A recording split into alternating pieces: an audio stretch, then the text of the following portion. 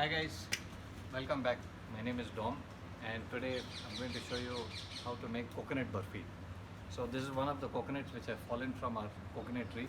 In my previous videos you would have seen um, how I had showed you to make broomsticks from the coconut leaves. Now we've got a lot of coconuts itself.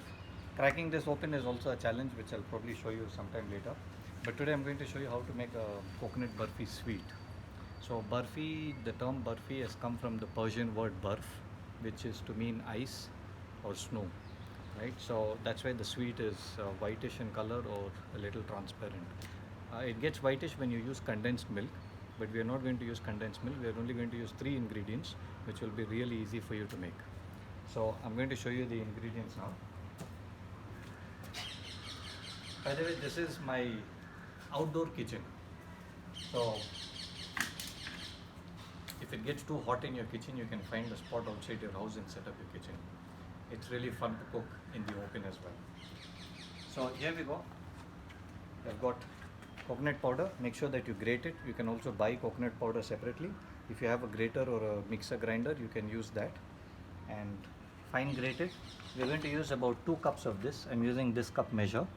Half cup sugar and a little ghee. And for flavor I'm putting cardamom, which is elaichi. If you don't have it, it's fine. These 3 is more than enough. This is clarified butter, also called clarified butter. So you can also use cinnamon if you like the flavor and the taste of cinnamon, just a little cinnamon powder.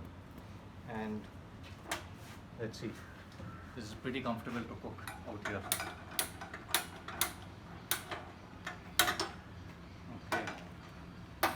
So the ghee you want to use just about half a teaspoon. It's only for the coconut powder not to catch on your pan. Preferably use a non-stick pan. And just about this much ghee is fine.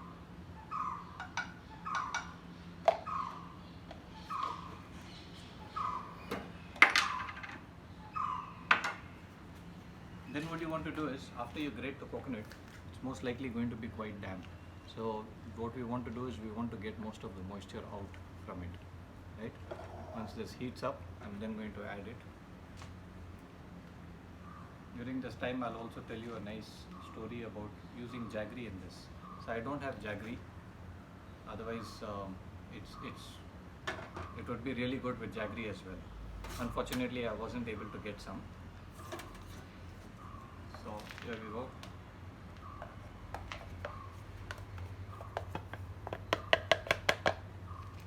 Okay, so that's more than 2 cups, but ideally you can measure based on 2 cups and then you can go from there. Now you want to stir it for about 2 to 3 minutes so that you get a little moisture out, and then you're going to add the sugar into it. So adding the sugar you want to do after the coconut is a bit hot.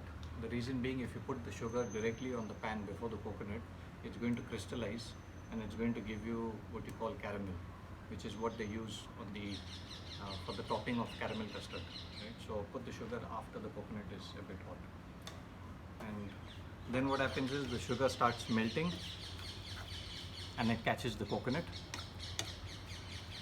and then after a point you will see that the color will start changing. Now the whole time you want to keep it on low flame itself. You don't want it to burn too fast.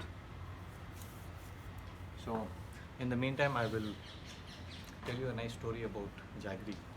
If you can find jaggery, it will be really tasty with that. And if you are in India and if you travel through the countryside and if you see a lot of sugarcane fields, then definitely there is a place over there where they're probably making jaggery. So what they do is they take all the sugarcane and then they crush it into the machine and the juice is extracted. The juice is then taken and put into a big basin. So imagine this pan size, but at least 10 to 15 feet in diameter. It's that big, the pan. And someone's constantly mixing the juice which is on the stove, like it's on flame. So it starts solidifying, and once it solidifies, then they turn the entire basin and pour it into a separate section. And that is jaggery. That jaggery is then taken into quantity and given to like 10-15 people in a row, and everyone is sitting and making different shapes out of it. And what you get in the market is the one which is like cooled down and a solid ball. But if you get a chance, you should definitely try it when it is really hot, because it tastes amazing and you won't even feel like you're having a lot of sugar. It's more like a halwa, which is amazing. So, okay, so this has gotten a bit hot now. So you just got to keep stirring it and keep it on low flame, not on high flame. And then you'll start hearing it to crackle a little.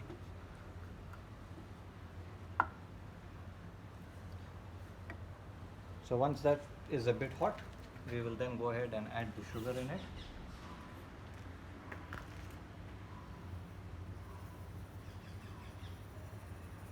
So I'm using about a little more than half a cup. Depending on how sweet you like it, you can go ahead and do that. And I'm going to use about 2 cardamoms. So the cardamoms, you only want the inside of it, the seeds. You don't want to put the skin. And this is just to give it a little extra flavor, that's it.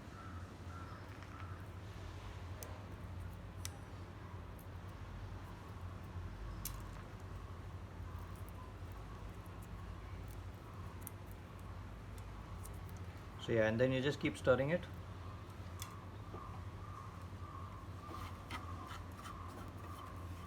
And you'll start to see that the sugar will start crystallizing and it will start melting.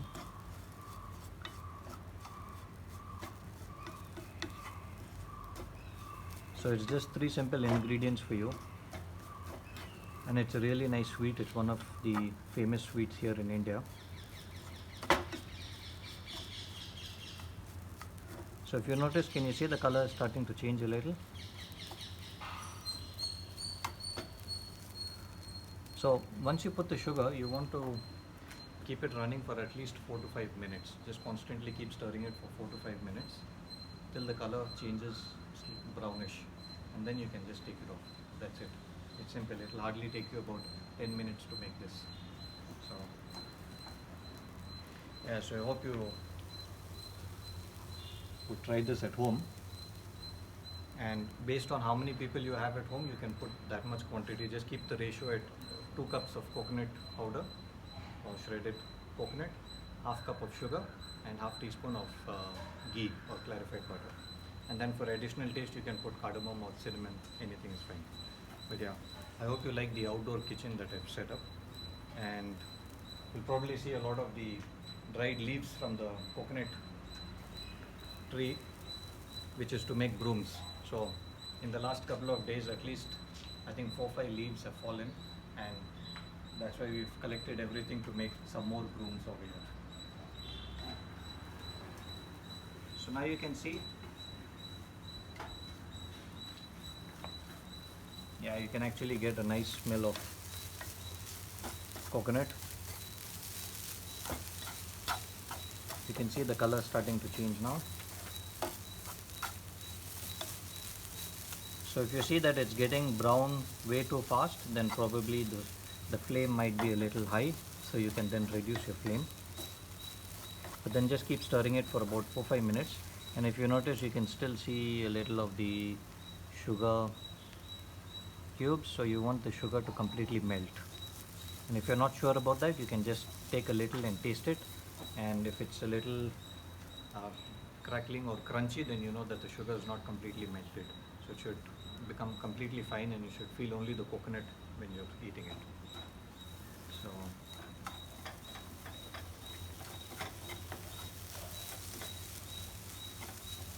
So that's pretty much it, guys. Once you are done with this, remove it, put it into a plate. I'm going to put it in this plate once I'm done, but if you have a nice bowl, so for example, if you have a bowl like this, you can put it inside this and let it cool off a little. Once it's cooled off, you can then cut it into cubes if you like that, and then refrigerate it for at least 3 to 4 hours.